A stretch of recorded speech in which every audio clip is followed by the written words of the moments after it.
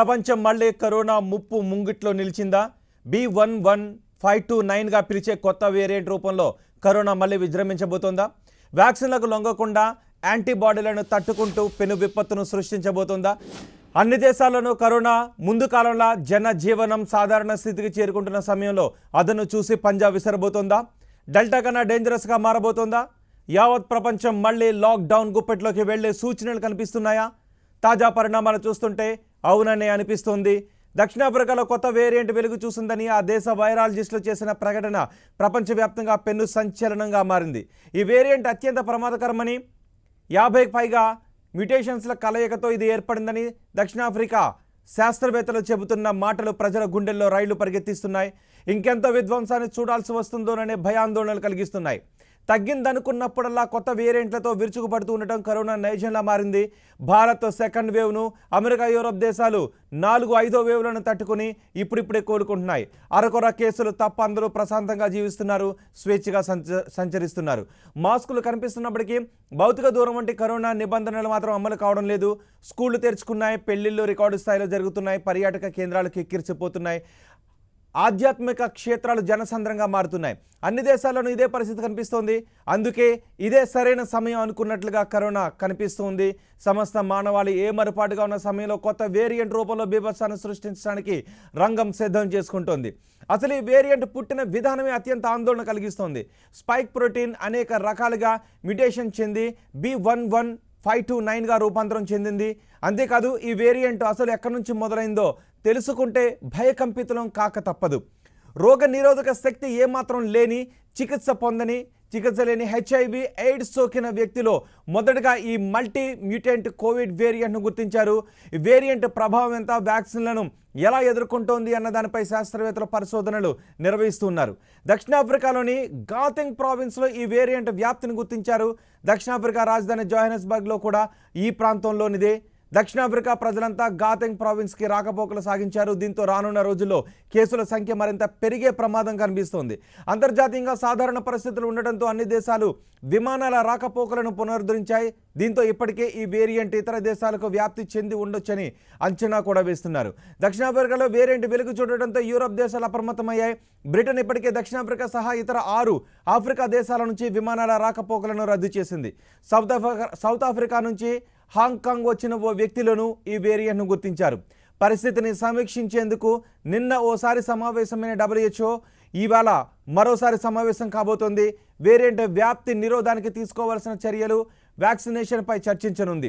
కొత్త వేరియంట్ వార్తలతో కేంద్రం కూడా రంగంలోకి దిగింది. రాష్ట్రాలు, కేంద్రపాలిత ప్రాంతాలను అప్రమత్తం చేసింది. విదేశీ ప్రయాణికుల విషయంలో చాలా జాగ్రత్తలు వ్యవహరించాలని హెచ్చరించింది. అటు B11529 వేరియంట్ వార్తల దెబ్బకు భారత స్టాక్ మార్కెట్లు కూడా కుప్పకూలాయి.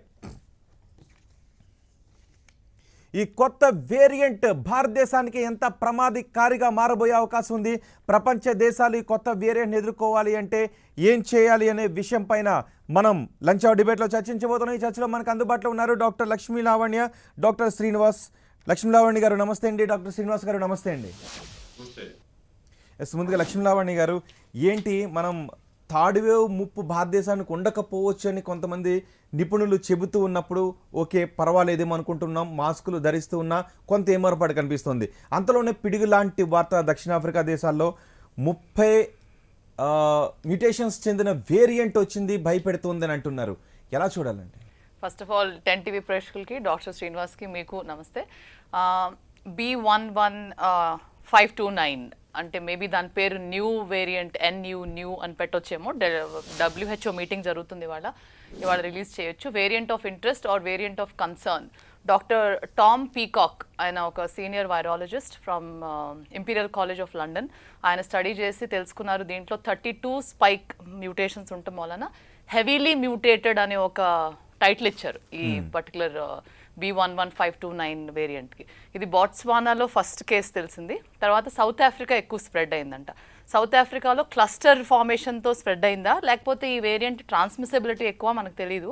ఆ టెస్టింగ్ చేయటం బట్టి ఏం తెలిసిందంటే ఈ variant can be more infective, more virulent అవ్వచ్చు. ఇప్పుడు ఏ కొత్త వేరియంట్ వచ్చినా రోహిత్ ఎలా ఉంటుందంటే, మనం వేరియంట్ గురించి ఎందుకు భయపడతామంటే వేరియంట్ ట్రాన్స్మిషన్ ఎలా ఉంటుంది, రిస్క్ ఆఫ్ ఇన్ఫెక్షన్ ఎట్లా ఉంటుంది, సివియరిటీ ఆఫ్ ద డిజీజ్ ఎలా ఉంటుంది, ఈ వేరియంట్ ఇమ్యూనిటీని ఎస్కేప్ చేస్తుందా, అంటే మన antibodies due to natural infection or వ్యాక్సిన్స్తో వచ్చిన ఇన్ఫెక్షన్తో వచ్చిన యాంటీబాడీస్ని ఎస్కేప్ చేస్తుందా, ఇంకొకటి ఇది డయాగ్నోస్టిక్ టెస్టింగ్ కూడా ఎస్కేప్ చేయగలదా, ఆర్టీపీసీఆర్ టెస్ట్ చేస్తాము, జీనోమిక్ సీక్వెన్సింగ్ చేస్తాము, జెనెటిక్ ఫినోటైపింగ్ చేస్తాము, ఇది ఎస్కేప్ చేస్తే మనం పట్టుకోవడానికి అవ్వదు అసలు. సో ఇలా ఈ 5 ఇంపార్టెంట్ ఆస్పెక్ట్స్ ఉంటాయి ఎప్పుడు కూడా వేరియంట్ తయారైనప్పుడు, మ్యూటేషన్స్ తయారైనప్పుడు. మనం ఎలా అయితే ప్రపంచవ్యాప్తిగా అందరం సక్సెస్ఫుల్గా వ్యాక్సిన్ తీసుకుంటూ కొన్ని అగ్రదేశాలు బూస్టర్ డోసెస్ కూడా తీసుకునే పక్షం, అటువంటి సమయంలో కొన్ని దేశాలకు అసలే వ్యాక్సిన్ అందలేదు. మనకు తెలుసు half of the world below the equator చాలా దేశాలకి అసలు వ్యాక్సిన్ అందలేదు. దాన్ని మనం వ్యాక్సిన్ ఇన్ఎక్విటీ అని అంటున్నాం. ఇప్పుడు సౌత్ ఆఫ్రికా, బోట్స్వానా కూడా అట్లా వ్యాక్సిన్ అందని దేశాలు. ఈ దేశాలలో ఆల్రెడీ చాలా ఇమ్యూనో కాంప్రమైజ్డ్ ఎయిడ్స్ ఇటువంటి ఇన్ఫెక్షన్స్ కూడా ఉన్నాయి. ఇప్పుడు మీరు అన్నట్టుగా ఇందాక ఫుటేజ్లో మీరు చెప్పినట్టుగానే ఇది ఒక chronically infected AIDS patient whose untreated undetected పేషెంట్లో ఈ ఇన్ఫెక్షన్ రావడంతో ఇది ఇమ్యూనిటీలో ఏదో మార్పు జరిగి వైరస్ అక్కడ చాలా ఫాస్ట్గా మారగలిగింది. ఆ ఎన్వైర్న్మెంట్తో వైరస్ మారి ఆ వైరస్ ఫాస్ట్గా స్ప్రెడ్ అయింది. అయితే ఇందులోంచి ఒక పేషెంట్ సౌత్ ఆఫ్రికా వెళ్ళి అక్కడ ఇంకో 7-8 మందికి ఇది పాజిటివ్ వచ్చి మళ్ళీ అక్కడ నుంచి హాంకాంగ్ వెళ్ళిన ఒక పేషెంట్కి వెళ్ళినట్టు. సో ఇది ఎయిర్ ట్రావెల్ ద్వారా మరి దేశం అంతా ప్రపంచవ్యాప్తిగా పాకేస్తుందా, వ్యాప్తి చెందుతుందా, మళ్ళీ ఇది ఒక కొత్త ప్రాబ్లంగా మళ్ళీ ప్రపంచవ్యాప్తిగా ఇది ఒక పెద్ద మళ్ళీ ఒక ముప్పు రాబోతుందా అనేది పెద్ద క్వశ్చన్ మార్క్. ఇప్పటికే డెల్టా వేరియంట్ చాలా తీవ్రతగా ఉన్న దేశాలు ఆల్రెడీ ఉన్నాయి. 5th wave in America and 4th wave in UK. మనం లక్కీగా 2nd వేవ్ తర్వాత ఆ గ్యాప్లో ఉన్నాము. ఇండియా వరకు ఈ వేరియంట్ వస్తుందా అంటే బోట్స్వానా, సౌత్ ఆఫ్రికా, హాంకాంగ్ నుంచి వచ్చే ఎయిర్ ట్రావెలర్స్ ద్వారా హాలిడే సీజన్లో వచ్చే అవకాశం ఉంటుంది. సో ఈ వేరియంట్లో ప్రత్యేకత ఏంటి అనేది 32 స్పైక్ మ్యూటేషన్స్ ఒకే దగ్గర ఒక్కసారే తెలుసుకున్నారంట. అయితే దీంతో ట్రాన్స్మిసబిలిటీ ఎక్కువ ఉందా లేదా అనేది ఇంకా మనకి పూర్తి స్థాయిలో తెలీదు. బట్ ఈ వేరియంట్ డెఫినెట్గా మోర్ ఇన్ఫెక్టివ్ దాన్ డెల్టా వేరియంట్ అని అంటున్నారు. ఎందుకనంటే ఇప్పుడున్న ప్రస్తుతం ఉన్న గాటెంగ్ ప్రావిన్స్లో బోట్స్వానాలో ఉన్న ప్రతి కేసెస్ కూడా చూస్తే 75% of the rise in the new cases అన్నీ కూడా ఈ వేరియంట్తోనే వస్తున్నాయంట. ఇప్పుడు ఇవి 77 కేసెస్కి జీనోటైపింగ్ చేస్తే అన్నీ కూడా ఈ వేరియంటే అందులో వాళ్ళలో ఉందంట. సో డెల్టా వేరియంట్ కంటే ఎక్కువ తీవ్రత ఉంటుందా, సమాన తీవ్రత ఉంటుందా, తక్కువ తీవ్రత ఉంటుందా అనేది ఇంతవరకు పూర్తిగా నిర్ధారించలేకపోయారు. కానీ డెఫినెట్లీ హైలీ ఇన్ఫెక్టెడ్ అని అంటున్నారు. ఎందుకంటే ఇందులో 2 ప్రత్యేకమైన మ్యూటేషన్స్ P681H, ఇంకోటి N679K. ఈ 2 మ్యూటేషన్స్ చాలా ప్రత్యేకంగా అదొక రేర్ క్లస్టర్గా ఉంటాయంట. అవి 2 ఒక్క వేరియంట్లోనే రావటం అనేది చాలా ప్రాముఖ్యత ఉంది ఈ వేరియంట్కి. ఈ వేరియంట్ని చాలా జాగ్రత్తగా అబ్జర్వ్ చేయాలి. దీని ట్రాన్స్మిషన్ ఎలా ఉంటుందో తెలియదు. మేబీ ఈ 2 ఒక్క దగ్గర ఒక 32 స్పైక్ మ్యూటేషన్స్లో ఇవి 2 కూడా దగ్గరలో ఉండటంతో ఇమ్యూనిటీ ఎస్కేప్ చేసే అవకాశం చాలా ఎక్కువగా ఉండొచ్చు. అంటే వ్యాక్సిన్స్ కానీ న్యాచురల్ ఇన్ఫెక్షన్ కానీ తయారైన యాంటీబాడీస్, ఎందుకంటే ఏ యాంటీబాడీస్ అయితే యాంటీబాడీస్ని ఏ స్పైక్ ప్రోటీన్ అయితే ఆ యాంటీబాడీస్ని డిటెక్ట్ చేసి న్యూట్రలైజ్ చేస్తాయో అదే స్పాట్లో ఈ మ్యూటేషన్ ఏర్పడింది. అది చాలా ఎక్కువ కంగారు చెందే ఒక పాయింట్గా తీసుకుంటున్నారు అక్కడ డాక్టర్ టామ్ పీకాక్ అనే ఆయన. ఇప్పుడు ఆయన చెప్పిన ఈ ఇన్ఫర్మేషన్ అనమాట. తర్వాత గాటెంగ్ ప్రావిన్స్లో ఉన్న వైరాలజీ రిపోర్ట్స్ బట్టి కూడా ఈ మ్యూటేషన్స్ చాలా స్పెషల్గా ఉన్నాయని, హెవీలీ మ్యూటేటెడ్, ఈ మ్యూటేషన్స్ ఎక్కువ ఉండటమే ఒక ప్రాబ్లమా, ఆ ప్రత్యేకమైన మ్యూటేషన్స్ ఆ స్పైక్ ప్రోటీన్ న్యూట్రలైజింగ్ యాంటీబాడీస్ పట్టుకునే దగ్గర ఉండటం ప్రాబ్లమా అనేది చెప్పలేకపోతున్నారు. కానీ వ్యాక్సిన్స్ కనుక ఎస్కేప్ చేసే రకమైన మ్యూటేషన్ అయితే కనుక చాలా పెద్ద ప్రాబ్లం అవుతుంది. ఇది వ్యాక్సిన్ ఇన్ఈక్విటీతో వచ్చిన రిజల్టెంట్ అవుతుంది. ఇప్పుడు ఏ దేశాల నుంచి అయితే వ్యాక్సిన్స్ అన్ని దేశాలకి వెళ్ళకుండా ఉన్నాయో ఆ దేశాలకి మళ్ళీ ఈ ట్రావెలర్స్ వెళ్ళి మళ్ళీ అక్కడ కూడా ఈ ప్రాబ్లం ఇచ్చే అవకాశం ఉంటుంది. అప్పుడు మళ్ళీ బూస్టర్స్ అని, 3rd డోస్ అని ఇంకెన్నెన్నో కంగారు చెందే అవకాశం. ఈ భయాలన్నీ అయితే మన ముందు కనిపిస్తున్నాయి. దీంతో శ్రీనివాస్ గారు ఇమ్యూనో కాంప్రమైజ్ అని అంటూ ఉన్నారు. HIV సోకిన వ్యక్తి ట్రీట్మెంట్ తీసుకొని వ్యక్తిలో ఈ మ్యూటేషన్స్ సంభవించాయని అంటున్నారు. దీంతో ఈ వ్యాధి ఎవరికైతే సోకిందో వాళ్ళలో ఎయిడ్స్ లక్షణాలు కూడా వచ్చే అవకాశం ఉంటుందనే భయాలైతే చాలా మందిలో కనిపిస్తున్న నేపథ్యంలో ఎంత అప్రమత్తంగా ఉండాల్సిన అవసరం ఉందండి? ఏ విధంగా చూడాలంటారు? ఇన్ జనరల్ గా అండి, మన భారతదేశము ఇన్నేట్ ఇమ్యూనిటీ అనుకోండి, లేదంటే మనము 100 కోట్ల మందికి అట్లీస్ట్ 1 డోస్ అన్న వ్యాక్సిన్ ఇచ్చినందుకు కానీ, ఇంకొకటి మనము కోవిషీల్డ్ వ్యాక్సిన్ ఎక్కువ మందికి తీసుకున్నాం బై డిఫాల్ట్ లో. After 1 dose also it is found to be quite effective compare to other vaccines. ముందు మనము ఫైజర్ వ్యాక్సిన్ ఎఫెక్టివ్ అనుకున్నాము, కానీ వేరియంట్స్ అయితే డెల్టా వేరియంట్ టైప్ కేసెస్ వచ్చినాయో దానికి actually Covishield AstraZeneca vaccine is found to be more effective. I think that is one which has also helped us మనకు రాకుండా జబ్బు పెరగకుండా మళ్ళీ ఇమీడియట్ గా కేసులు పెరగకుండా అది హెల్ప్ చేస్తుందని నేను భావిస్తున్నాను. అదే విధంగా డెల్టా వేరియంట్ హెల్ప్ చేసినట్టయితే ఈ Covid new spike protein variant కూడా ఒకవేళ వ్యాక్సిన్ సరిగా పనిచేసినట్టయితే మనం ఆందోళన చేయాల్సిన అవసరం లేదు. ఇమీడియట్లీ కాకపోతే మీరు హెచ్ఐవి పర్సన్ లో వచ్చిందంటే హెచ్ఐవిలో ఇమ్యూనో కాంప్రమైజ్ ఉంటారు కనుక ఏ చిన్న ఇన్ఫెక్షన్ ఉన్నా వాళ్ళకి పెరిగేదానికి అవకాశం ఉంటుంది కనుక అట్లాంటి వాళ్ళల్లో జబ్బు వచ్చి ఉండొచ్చు. మన దగ్గర కూడా ఎవరైనా రీనల్ ట్రాన్స్ప్లాంట్ పేషెంట్స్, వేరే హెచ్ఐవి పేషెంట్స్ ఇమ్యూనో కాంప్రమైజ్ ఉన్నారు. డెఫినెట్ గా మామూలు కూడా కేర్ఫుల్ గా ఉండాలా. ఈ వైరస్ రాకుండా మనం ఇంకా కేర్ఫుల్ గా ఉండాల్సిన అవసరం ఉంది. మనం ఇంతకుముందు వ్యాక్సిన్ తీసుకున్న వాళ్ళకి కూడా మనం చూసినాం కొన్ని కేసులు అడపదడప వస్తున్నాయి, కానీ అవన్నీ కూడా మైల్డ్ వెరైటీగా వచ్చినాయి. ఎందుకంటే బేసికలీ వ్యాక్సిన్ మొత్తం 100% కాపాడలేకపోయినా డిసీజ్ సివియారిటీ పెరగకుండా మాత్రం మనం తీసుకున్న వ్యాక్సిన్ డెఫినెట్ గా హెల్ప్ చేసింది. ఈ వ్యాక్సిన్ వేరియంట్ ఆఫ్ కోవిడ్ కూడా అలానే హెల్ప్ చేస్తుందని ఆశిద్దాము. కానీ పబ్లిక్ అందరూ కూడా తెలుసుకోవాల్సింది ఏంటంటే మొత్తం అయిపోయినట్టు విచ్చలవిడిగా అనవసరంగా తిరగకుండా, మాస్క్లను నెగ్లెక్ట్ చేయకుండా మనం తీసుకోవాల్సిన సెల్ఫ్ కేర్ మనం తీసుకుంటూ ఉంటే మనం దీన్ని ఎంతైనా అరికట్టడానికి అవకాశం ఉంది. మీరు కోవిడ్ ఇన్ఫెక్షన్ హెచ్ఐవి వాళ్ళలో ఎట్లా వస్తుంది, హెచ్ఐవి వ్యాధిలాగా మేనిఫెస్ట్ అవుతుందా అని అడిగారు. అది కాదు. బేసికలీ హెచ్ఐవిలో ఇమ్యూన్ కాంప్రమైజ్ ఉండడం వల్ల కోవిడ్ ఇంకా అగ్రెసివ్ కోవిడ్ లాగా వచ్చేదానికి అవకాశం ఉంటుంది. కానీ హెచ్ఐవి ప్రెజెంటేషన్స్ సమ్ టైమ్స్ దాంట్లో కూడా హార్ట్ ఫెయిల్యూర్ అది రావచ్చు, అదే విధంగా దీంట్లో ఉండొచ్చు. కానీ మనకి యాజ్ ఆఫ్ నౌ అయితే మన కంట్రీలో ఇంకా ఇది డాక్యుమెంట్ కాలేదు, అది పాజిటివ్ విషయము. దాని తర్వాత ఈ కోవిడ్ స్పైక్ ప్రోటీన్ మారి మళ్ళీ ఏ విధంగా అటాక్ చేస్తుంది అనే దానికి మనం హోప్ఫుల్లీ మనం తీసుకున్న వ్యాక్సిన్ దానికి కూడా ఎఫెక్టివ్ గా ఉంటుందని ఆశిద్దాం. కాకపోతే ఇందాక మేడం చెప్పినట్టుగా మన వ్యాక్సిన్ స్పైక్ ప్రోటీన్ నుంచి తయారైంది కనుక ఆ ప్రోటీన్ లో వేరియేషన్ వచ్చినప్పుడు మరి దీన్ని తీసుకున్న వ్యాక్సిన్ ఎంతవరకు ఎఫెక్టివ్ ఉంటుంది అనేది ప్రశ్నార్థకము. కాకపోతే మనకు చాలా రకాల పార్టికల్స్ నుంచి తయారైంది కనుక ఒక దాంట్లో రెండు దాంట్లో మ్యూటేట్ అయినప్పటికీ కూడా ఇంకా కూడా ఈ మనం తీసుకున్న వ్యాక్సిన్ దానికి ఎఫెక్టివ్ గా ఉంటుందని ఆశిద్దాం. కానీ పబ్లిక్ అందరూ కూడా అప్రమత్తంగా ఉండాల్సిన సమయము ఇంకొక 1-2 months మనం కేర్ఫుల్ గా ఉండి మనము ఫిబ్రవరి మార్చి వరకు కూడా, లాస్ట్ టైం ఫిబ్రవరి నుంచి స్టార్ట్ అయ్యి మార్చిలో పెరిగింది కనుక ఈ సంవత్సరం అలా అప్పటి వరకు మనం కొంచెం జాగ్రత్తలు అన్ని నియమాలు పాటించుకుంటూ ఉంటే మనం దీన్ని ఎంతైనా అరికట్టచ్చు.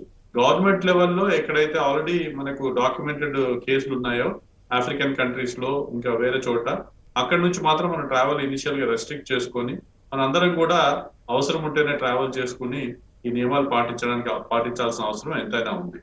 మన భారతదేశంలో ఇన్ జనరల్ కూడా కొంచెం ఇమ్యూనిటీ బెటర్ గా ఉన్నట్టు, మన స్లమ్స్ లలో కూడా వచ్చినా కూడా మరీ అంతగా ప్రాబ్లం కాకుండా ఉన్నట్టే దేవుని దయ వల్ల ఈ కొత్త వేరియంట్ నుంచి కూడా మనం కాపాడుకోగలుగుతాము, ప్రాబ్లం ఎక్కువ ఉండదని ఆశిద్దాం. అందరు కూడా పబ్లిక్ అందరు కూడా ఇమ్మీడియట్ గా ఎక్కువగా గాబరపడాల్సిన అవసరం లేదు. కానీ at the same time too much గా నెగ్లిజెంట్ గా ఉండకుండా మనము పర్సనల్ ప్రొటెక్షన్ ద్వారా ఏదైతే నియమాలు పాటించాలో మనల్ని మనం రాకుండా చూసుకుంటే ఆటోమేటిక్ గా ఎవరి వారు కోఆపరేట్ చేస్తే దాన్ని సిగ్నిఫికెంట్ గా మళ్ళీ పెరగకుండా మనం కాపాడుకోవచ్చు. లావణ్ గారు, మనం అనుకుంటున్నాం చాలా మంది మాకు ఇమ్యూనిటీ ఎక్కువ అనుకుంటున్నాం. సో ఇప్పుడు ఇమ్యూనో కాంప్రమైజ్ అని అంటున్నారు. అంటే ఏంటి, దీని మీద ఎలాంటి అవేర్నెస్ ఉండాలి జనాలు?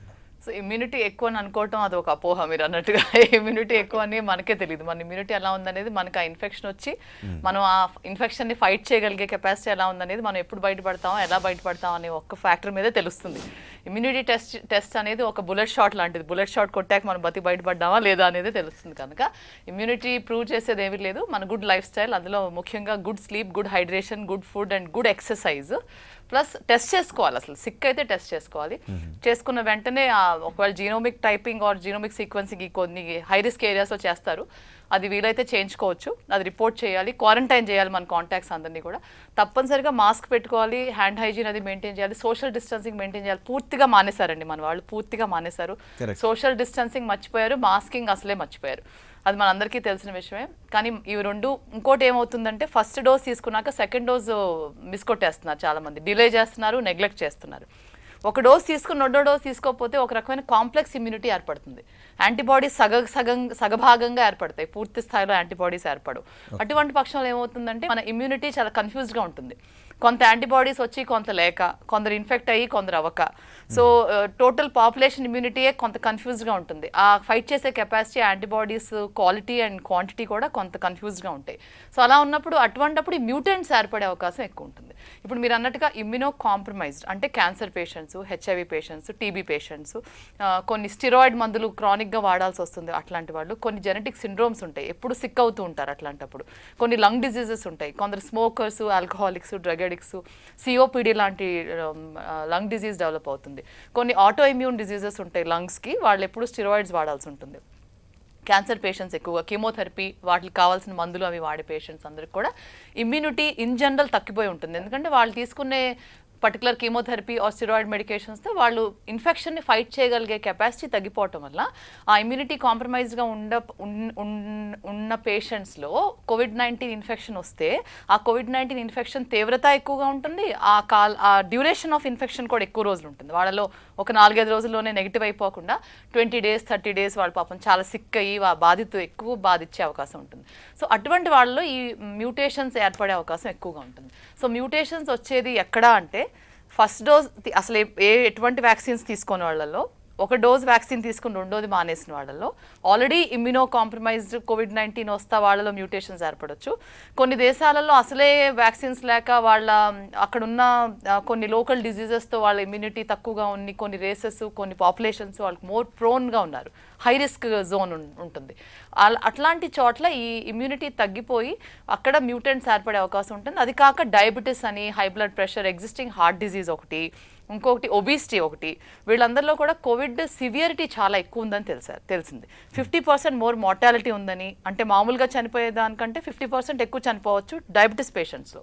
డయాబెటీస్ అవుట్ ఆఫ్ కంట్రోల్ కానీ, హార్ట్ డిజీజ్ కానీ, ఒబిసిటీ కానీ ఉంటే COVID-19 తీవ్రత వాళ్ళకి వచ్చే అవకాశం ఎక్కువ ఉంటుంది, వచ్చిన తర్వాత తీవ్రత ఎక్కువ ఉంటుంది, చనిపోయే అవకాశం ఎక్కువ ఉంటుంది, డిజీజ్ మోర్ ప్రామినెంట్గా ఉంటుంది, మోర్ మార్బిడ్గా ఉంటుంది అనేది ఆల్రెడీ ప్రూవ్ చేసిన ఈ డేటా, ఇప్పుడు మనకి 1.5 yearలో ఉన్న డేటా అంతా ప్రూవ్ చేసిన అనాలిసిస్ బట్టి తేలిందనమాట. సో వీళ్ళందరూ కూడా హై రిస్క్ జోన్. ఈ హై రిస్క్ జోన్ వాళ్ళు కనుక సరిగ్గా వ్యాక్సిన్ తీసుకోకపోయినా, వాళ్ళు ఈ కోవిడ్ అప్రోప్రియేట్ బిహేవియర్ పాటించకపోయినా వాళ్ళు ఒక ఎన్వైర్న్మెంట్ క్రియేట్ చేసుకుంటారు. ఆ ఎన్వైర్న్మెంట్ చక్కగా ఈ వైరస్ని ఇంకా ప్రోత్సాహాన్ని పొందించేలాగా, అంటే కొత్త మ్యూటేషన్స్, వేరియంట్స్ ఉత్పత్తి చేసే ఎన్వైర్న్మెంట్ క్రియేట్ చేస్తాం, ఒక గార్డెన్ క్రియేట్ చేస్తున్నాం మనం ఈ వైరస్కి. సో ఇప్పుడు ఏమైందంటే ఇది ఒక ఇంబ్యాలెన్స్ క్రియేట్ అవుతుంది. ఓ పక్కన మనమేమో వ్యాక్సిన్స్ మీద ప్రాధాన్యత ఇస్తూ, ఇంకో పక్కన ఈ వేరియంట్ ఏమో మల్టిప్లై అవుతూ మారుతూ మళ్ళీ సర్వైవ్ అవ్వాలనే ప్రయత్నం చేస్తుంది. సో ఇది మన హ్యూమన్ మ్యాన్కైండ్కి ఈ వైరస్ సర్వైవల్కి ఉన్న ఒక టగ్ ఆఫ్ వార్లో ఎవరు గెలుస్తారా అంటే ఎవరు ఎక్కువ తెలియగల వాళ్ళైతే వాళ్ళు గెలుస్తారు. మన మీద మనకి భయం ఉంటా ఇది జాగ్రత్తగా దీన్ని గుర్తించాలి, దీని మీద జాగ్రత్త పడుతూ భయపడుతూనే అట్ ద సేమ్ టైం ధైర్యంగా ఉంటానే మనం చేయాల్సింది మనం చేయాలి. అట్లా మన ఎకానమీ అంతా షట్ చేసి, ట్రావెలింగ్ అంతా షట్ చేసి లాక్డౌన్స్ పెట్టే అవకాశం లేదు. ఇప్పుడు ప్రపంచవ్యాప్తిగా ఈ అవకాశం ఇప్పుడు మనకి లేదు.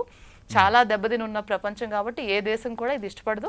కానీ కోవిడ్ అప్రోప్రియేట్ బిహేవియర్ని ఎవరు ఆపుతారు? మనం అందరం కూడా జాగ్రత్త పడాల్సిన విషయాలు. ఇందా డాక్టర్ గారు ఎంతో బాగా చెప్పారు. ఆ పాయింట్స్ అన్ని కూడా ఎప్పుడు మర్చిపోకూడదు. మాస్క్, సోషల్ డిస్టెన్సింగ్, వ్యాక్సిన్స్ పూర్తి చేసుకోవాలి. ప్రెగ్నెంట్ లేడీస్లో, ఇమ్యూనో కాంప్రమైజ్ పేషెంట్స్ చాలామంది వ్యాక్సిన్ తీసుకుంటే మళ్ళీ ఇంకేవి కొత్త సైడ్ ఎఫెక్ట్స్ వస్తాయా అని ఇమ్యూనో కాంప్రమైజ్ పీపుల్ వ్యాక్సిన్ తీసుకోవడానికి చాలా భయపడుతున్నారు. ఇనీషియలీ ఇమ్యూనో కాంప్రమైజ్ పీపుల్ని వ్యాక్సిన్ తీసుకోవడానికి కొంచెం మేము కూడా ఆగి తీసుకోండి, చూసి తీసుకోండి అని అన్నాము.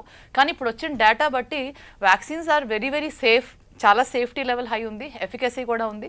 ప్లస్ ఇమ్యూనో కాంప్రమైజ్ పీపుల్లో వ్యాక్సిన్ తీసుకుంటే ఏమైనా ఇతర ఇన్ఫెక్షన్స్ వచ్చే అవకాశం లేదని తేలింది కనుక అందరూ కూడా వ్యాక్సిన్స్ 2 డోసెస్ తీసుకోవాలి. ప్లస్ వ్యాక్సిన్ అందించిన దేశాలకు కూడా ఈ వ్యాక్సిన్ డిప్లొమసీ ద్వారా అన్ని దేశాలకి వ్యాక్సిన్స్ అందించాలి, హెల్ప్ అందించాలి. ఇప్పుడు బోట్స్వానాలో కనుక కేసెస్ బాగా పెరిగిపోయినాయి అనుకోండి, అది ఎంత దురదృష్టం అవుతుంది. ఆ కేసెస్ అక్కడ నుంచి మొత్తం UK, US, సింగపూర్ వెళ్ళిపోతాయి. ఫస్ట్ సౌత్ ఆఫ్రికా వచ్చే ట్రావెలింగ్ డిప్లొమాట్స్ అందరూ కూడా ట్రావెలింగ్ ద్వారా తీసుకెళ్ళిపోతారు వేరే దేశాలకి. శ్రీనివాస్ గారు, నిజమే. ఇప్పుడు సౌత్ ఆఫ్రికా దేశాలతో ట్రావెల్ బ్యాన్ దిశగా ఆయా దేశాలు ఆలోచిస్తూ ఉన్నాయి. కానీ ఇప్పటికే ఆ దేశాలతో ప్రయాణాలు సాగించిన వాళ్ళు ఉన్నారు. ఈ నేపథ్యంలో అది ప్రపంచాన్ని చుట్టేయడానికి కూడా ఎంతో సమయం పట్టకపోవచ్చు అనే భయాందోళన వ్యక్తమవుతున్నాయి. దాని ప్రభావం మనకి స్పష్టంగా స్టాక్ మార్కెట్ పైన కూడా కనిపిస్తుంది. ఈరోజు భారీ డిప్ వచ్చింది. ఇలాంటి నేపథ్యంలో ఎంత అప్రమత్తంగా ఉండాలి ఈ ఎక్కువగా మ్యూటేషన్స్ చెందిన వైరస్ పట్ల? అదే ఇందాక మేడం కూడా చెప్పారు, మనం చేయవలసిన స్వీయ నియంత్రణ అంతా మనం జాగ్రత్తగా ఉంటూ మనం ఎక్కువ భయాందోళన చెందకుండా at the same time careful గా ఉండాలని, అదే విధంగా పాటించి మనం మాస్కింగ్ చేసుకుంటూ సోషల్ డిస్టెన్సింగ్ చేస్తూ అనవసరంగా ట్రావెల్స్ చేయకుండా గుమికూడకుండా ఉండి అరికట్టచ్చు. మనం గవర్నమెంట్ లెవెల్లో ట్రావెల్స్ ని ఎట్లా అవాయిడ్ చేయాలా అనేది అది వేరే విషయము. అది WHO ఎక్స్పర్ట్స్ ఇవాళ మీటింగ్ తర్వాత ప్యానెల్ డిసైడ్ చేసి చెప్తారు, ఆ గైడ్ లైన్స్ ఫాలో చేస్తాము.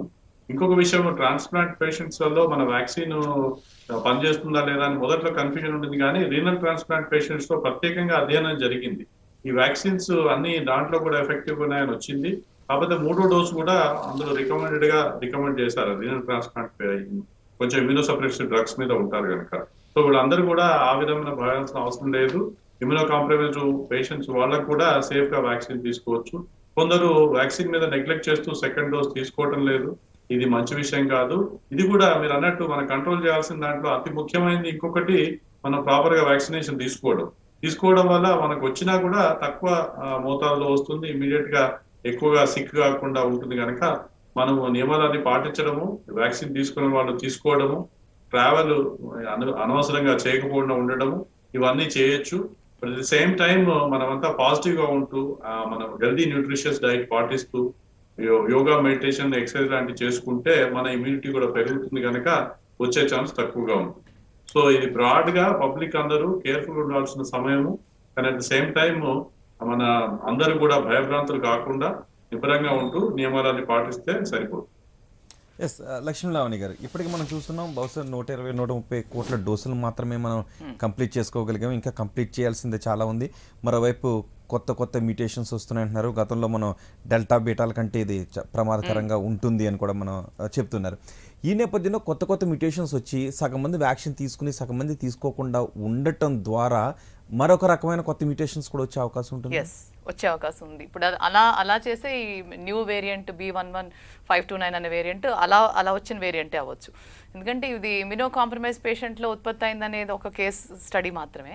బట్ ఓవరాల్గా చూసుకుంటే మ్యూటేషన్స్ ఎట్లా డెవలప్ అవుతున్నాయి అంటే చేంజింగ్ ఇమ్యూన్ ఎన్వైర్న్మెంట్, మన బాడీలో ఉన్న ఇమ్యూనిటీ పరంగా ఒక ఎన్వైర్న్మెంట్ క్రియేట్ అవుతుంది. అసలు వ్యాక్సిన్ తీసుకున్న వాళ్ళది ఒక రకమైన ఇమ్యూనిటీ అయితే, 1 డోస్ తీసుకున్న వాళ్ళది ఒక రకం అయితే, 2 డోసులు తీసుకున్నాక 6 వారాల తర్వాత ఒక రకం అయితే, 2 డోసులు తీసుకున్నాక కూడా ఇన్ఫెక్షన్ వచ్చి ఈ ద్వారానే ఎప్పుడో ఒకప్పుడు ఇన్ఫెక్షన్ వచ్చి రికవర్ అయిన వాళ్ళది ఒక రకమైన యాంటీబాడీస్ ప్రొఫైల్ ఉంది. ఈ యాంటీబాడీ ప్రొఫైల్ మన బాడీలో ఉత్పత్తి అయిన ఒక ఇమ్యూనిటీ అనేది ఒక ఎన్వైర్న్మెంట్లో ఎంతో మార్పు ఉంది. అది కాక వాళ్ళకున్న ఇన్నేట్ ఇమ్యూనిటీ, అంటే ఏ పేషెంట్స్ ఎవరైతే వాళ్ళు హెల్దీగా ఉన్న వాళ్ళకి, ఒబీజ్ ఉన్న వాళ్ళకి, డయాబెటీస్ ఉన్న వాళ్ళకి, నాన్ డయాబెటిక్ ఉన్న వాళ్ళకి ఇమ్యూనిటీలో తేడా ఉంటుంది కదా. అలానే ఈ ఇమ్యూనిటీ ఎన్వైర్న్మెంట్లో ఎన్నెన్నో తేడాలతో వైరస్ ఒక్కొక్క ఎన్వైర్న్మెంట్ నుంచి ఇంకొక ఎన్వైర్న్మెంట్కి వ్యాపించినప్పుడు ఆ ఎన్వైర్న్మెంట్ బట్టి ఆ వైరస్ కూడా మారుతూ ఉంటుంది. మనం కనుక డెజర్ట్ ప్రాంతంలోకి వెళ్తే డే టైం అంతా చాలా ఎండగా ఉండి నైట్ టైం చాలా చలిగా ఉన్నప్పుడు మనం దానికి ఒక రకంగా అడాప్ట్ అవుతాం. ట్రాపికల్ ప్లేసెస్లో ఉన్నప్పుడు మనకి సమానమైన environment, day and night okay temperature ఉన్నప్పుడు ఒక రకంగా బట్టలు వేసుకుంటాం. ఇప్పుడు మనం షిమ్లా వెళ్తే ఇప్పుడు ఈ టైంలో మొత్తం వులెన్ క్లోత్స్ ప్యాక్ చేసుకోవాలి. ఇక్కడ ఉంటే మనకు మామూలుగా కాటన్ షర్టు, టీ షర్ట్ సరిపోద్ది. అలాగే సేమ్ మనం ఎలా అయితే అడాప్ట్ అవుతాం ఎన్వైర్న్మెంట్కి, వైరస్ కూడా ప్రతి వ్యక్తిలో, ప్రతి పాపులేషన్లో వేరేగా అడాప్ట్ అవుతూ ఉంటుంది. ఈ అడాప్టేషన్లోనే మనం తీసుకోవాల్సిన చర్య ఏంటంటే ఒక పాపులేషన్ ఒక సమానంగా ఒక గైడ్ లైన్ ప్రకారంగా చేయటం. అంటే వైరస్ లోపలికి రాకుండా ఆపాలి మాస్క్తో, దగ్గరగా ఉండకుండా సోషల్ డిస్టెన్సింగ్. వచ్చిన తర్వాత వైరస్ ఒకవేళ బై ఛాన్స్ ఎంటర్ అయితే ఆ వైరస్ తీవ్రత లేకుండా, మనకి ఎక్కువ డిజీజ్, డెత్ లేకుండా ఆపేది ఏంటంటే ఇమ్యూనిటీ. అది ఎక్కడి నుంచి వస్తుందంటే వ్యాక్సిన్ 2 డోసెస్తో.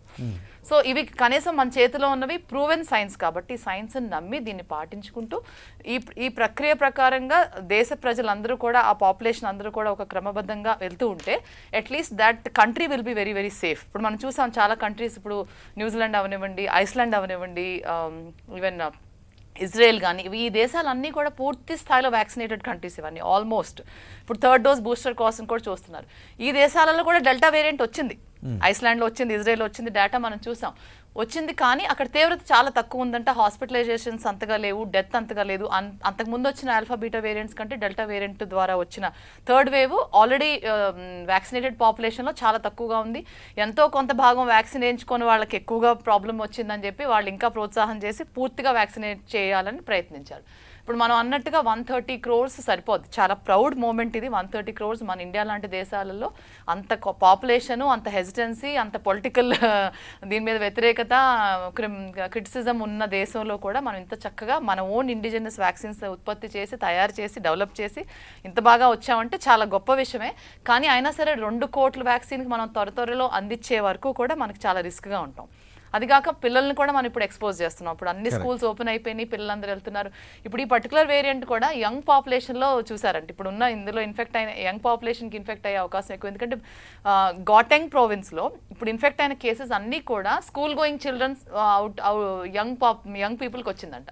సో ఇట్లాంటి వేరియంట్స్ అన్నీ కూడా ఇంకా మన యంగర్ పాపులేషన్ ఒక్క డోస్ కూడా వ్యాక్సిన్ తీసుకొని వాళ్ళకి వస్తే చాలా ప్రమాదం అయ్యే అవకాశం ఉంది. కనుక మనం ఇట్లాంటి వేరియంట్స్కి అసలు ఛాన్స్ ఇవ్వకూడదంటే మనం 2 వ్యాక్సిన్స్ అతివేగంగా తీసుకోవాలి. ఇప్పుడు వ్యాక్సిన్కి ఏం డెఫిషియన్సీ లేదు, వ్యాక్సిన్ అవైలబుల్గా ఉంది, సప్లై చైన్లో మనకి ప్రాబ్లం లేదు, ఎనఫ్ వ్యాక్సిన్ ఉంది. కనుక అందరం కూడా ముందుకొచ్చి వ్యాక్సిన్ తీసుకోవడం, ఈ వైరస్ ట్రాన్స్మిట్ అవ్వకుండా ఉండాలంటే మాస్క్ తీసుకోవడం అనేది మోస్ట్ ఇంపార్టెంట్ పాయింట్ అవుతుంది. లక్ష్మీలావణి గారు, మనం ఇంకా థర్డ్ వేవ్ భయం ముంగిట్లోనే ఉన్నాం. థర్డ్ వేవ్ అంటే ఆ భయంతోనే గడుపుతున్నాం. మరోవైపు సౌత్ ఆఫ్రికాలో ఈ వేరియంట్ కూడా మనల్ని భయపెడుతున్న నేపథ్యంలో కొన్ని దేశాల్లో 4-5 వేవ్స్ కూడా వచ్చేసాయి.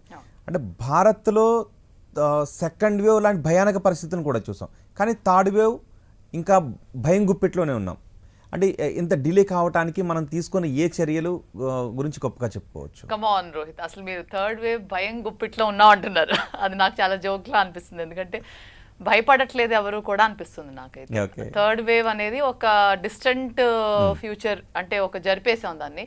థర్డ్ వేవ్ రాకపోవచ్చు అనే భయం ఆందోళన తగ్గిపోయి అప్రమత్త జాగ్రత్త చర్యలు కూడా తగ్గిపోయి ప్రజలందరూ చాలా హ్యాపీగా సునాయాసంగా ఫంక్షన్స్కి, వెడ్డింగ్స్కి, అన్ని మీటింగ్స్కి వెళ్తున్నాము. మాస్క్ కూడా పెట్టుకోవట్లేదు, మాస్క్ దించేసి ఫోటోలు దిగుతున్నాం, తీసేసి స్పీచ్ ఇస్తున్నాం. చాలా మిస్టేక్స్ చేస్తున్నాను, నాతో సహా. నేను కూడా చాలా టాక్స్కి వెళ్ళి మాస్క్ తీసేసి మాట్లాడటం జరిగింది, తీసేసి ఫొటోస్ దిగటం జరిగింది. మిస్టేక్స్ చేస్తాం, కానీ మళ్ళీ ఎమ్మటే గుర్తొచ్చి పెట్టేసుకుంటాం. కానీ ఆ చిన్న స్పేస్తో కూడా మనకు వైరస్ ఎంటర్ అవ్వచ్చు.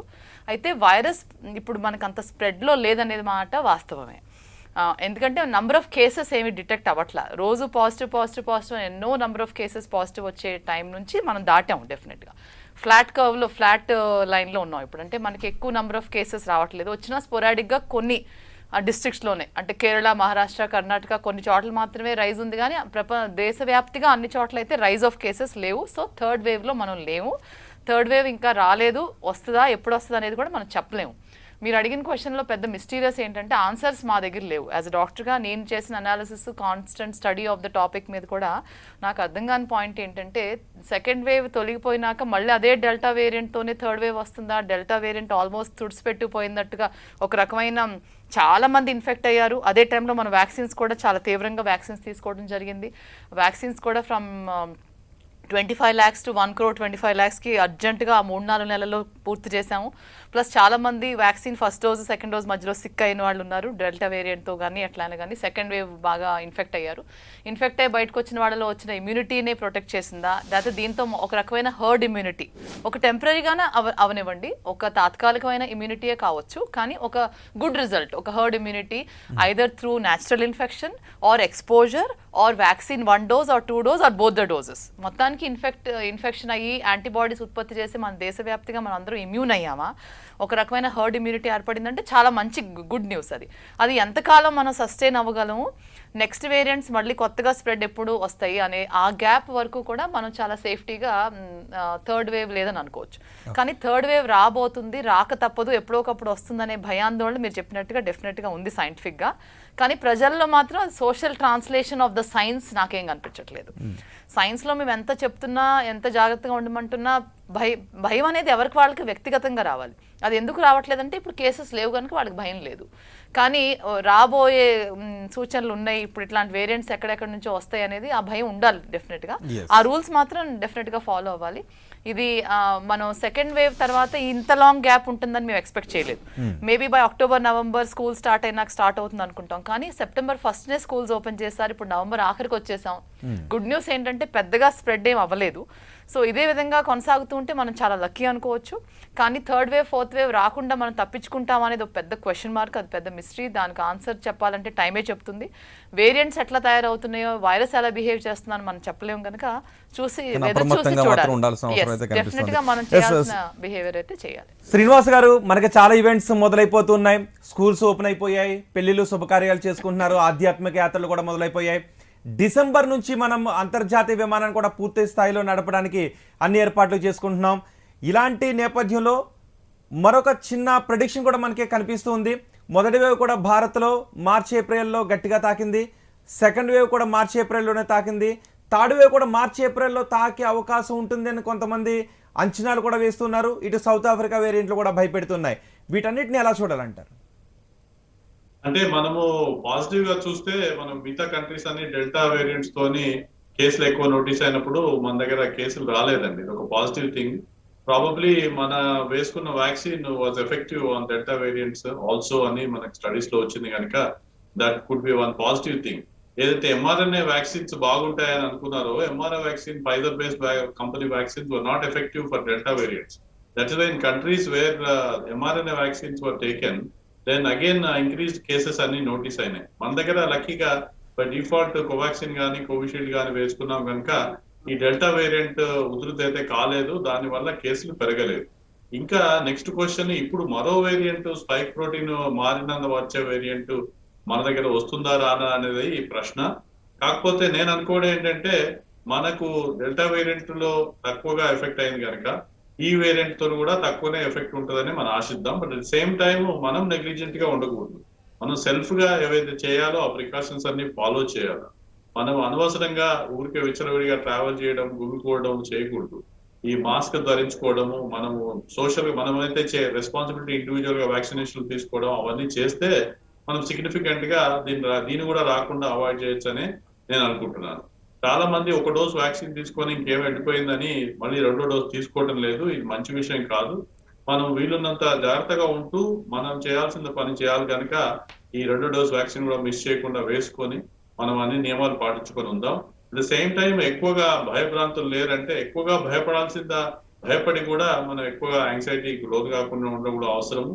మనం అడిక్వేట్ గా మనము నియమాలు పాటించుకుంటూ మనం హెల్తీ డైట్ భుజిస్తూ డీహైడ్రేషన్ గురి కాకుండా ఉండి మనం మాస్కింగ్ ధరించుకుంటూ ఉంటే మనం ఆబ్వియస్లీ మన ఇన్నేట్ ఇమ్యూనిటీ కూడా బెటర్ గా ఉంటుంది కనుక ఆబ్వియస్లీ ఇన్ఫెక్షన్ కూడా వచ్చే ఛాన్స్ తక్కువ, వచ్చినా కూడా తక్కువగా వచ్చి పాస్ అయిపోతుంది. సెకండ్ వేవ్ అంత ఉధృతంగా ఉంటుందనే మనం ఆశిద్దాం. శ్రీనివాస్ గారు, ఇప్పటికే మనం కొన్ని చోట్ల 1-2 కేసుల్లో వ్యాక్సిన్ 2 డోసులు వేసుకున్న వాళ్ళకు కూడా మనం అక్కడక్కడ రెండోసారి కరోనా వచ్చిన సందర్భాలు కూడా మనం చూస్తున్నాం. ఈ నేపథ్యంలో ఇప్పుడు ఏదైతే దక్షిణాఫ్రికాలో 30 మ్యూటేషన్స్ చెందిందని చెప్తున్నారో B11529, ఇది వ్యాక్సిన్ వేసుకున్న వాళ్ళకి అలాగే ఇమ్యూన్ సిస్టమ్ను కూడా బైపాస్ చేసే విధంగా మ్యూటేషన్స్ ఉంటే ఎలాంటి పరిస్థితిని ఎదుర్కొనే అవకాశం ఉంటుంది? అవి ఉన్నాయా లేదా అన్న పరిశోధనలు ఎంత వేగంగా జరుగుతున్నాయి? అంటే ఇప్పుడు వచ్చింది మాత్రము వ్యాక్సిన్ వేసుకోకుండా ఇమ్యూనో కాంప్రమైజ్ ఉన్న వాళ్ళకే వచ్చిందండి. సౌత్ ఆఫ్రికాలో ఎక్కడైతే పాపులర్ గా ఎక్కువ పెరిగిందో అక్కడ వ్యాక్సినేషన్ సరిగా జరగలేదని మనకు తోస్తోంది. అదే కాకుండా ఎక్కువ డీటెయిల్ గా స్టడీ చేసింది మీరు కూడా చెప్పారు, HIV పేషెంట్ లో చేయడం జరిగింది. సో మనం వ్యాక్సినేషన్ వేసుకొని ఉధృతంగా వచ్చినట్టు మనం అనుకోకూడదు, భావించకూడదు. వ్యాక్సినేషన్ వేసుకున్న వాళ్ళు అడపదడప కేసులు చూసాము, మైల్డ్ గా వచ్చి ఇమీడియట్ గా తగ్గిపోయింది. ఇంకొకటి ఏంటంటే మనకు రీజనరల్ యాంటీబాడీస్ కూడా వచ్చింది కనుక మనం అవేర్నెస్ పెరిగి ఇమీడియట్ గా చాలా మంది ఆ ఇంజెక్షన్ కూడా తీసుకున్నారు కనుక ఆ విధంగా కూడా మరి చాలా సీరియస్నెస్ పెరగకుండా ఉండేదానికి అవకాశం ఉందని మనం అనుకోవచ్చు. ఏదైనప్పటికీ కూడా ప్రతి వాళ్ళకి ఆ రిజనరల్ లాంటి ఇంజెక్షన్ మనం యాంటీబాడీస్ ఇవ్వడం వీలు కాదు కనుక ప్రతి వాళ్ళం కూడా నియమాలు పాటించుకుంటూ రాకుండా చూసుకోవాల్సిందే ఉత్తమమైన మార్గం. ఎస్, లక్ష్మీలావణి గారు, ఇప్పటికీ చాలా మందిలో కొంచెం అవేర్నెస్, కొంచెం భయం, కొంచెం నిర్లిప్తత ఇవన్నీ కూడా కనిపిస్తున్న నేపథ్యంలో సహజంగా మిమ్మల్ని కూడా చాలా మంది అడుగుతుంటుంటారు. ఎలాంటి డౌట్స్ మిమ్మల్ని అడుగుతున్నారు? ఎక్కువగా మమ్మల్ని అడిగే భయంకరమైన డౌట్, నేను ఎండోక్రినాలజిస్ట్ కాబట్టి నన్ను అడిగే భయంకరమైన డౌట్ ఏంటంటే, వ్యాక్సిన్ తీసుకున్నాక మాకు డయాబెటీస్ వచ్చింది, వ్యాక్సిన్కి డయాబెటీస్కి ఏమి రిలేషన్ అని అడుగుతారు. ఎందుకంటే ఒక వ్యాక్సిన్ కానీ 2వ డోస్ కానీ తీసుకున్నాక వాళ్ళకి కొత్తగా షుగర్ వచ్చిందంట. అయితే వ్యాక్సిన్ ద్వారా వచ్చిందా అనేది వాళ్ళ డౌట్.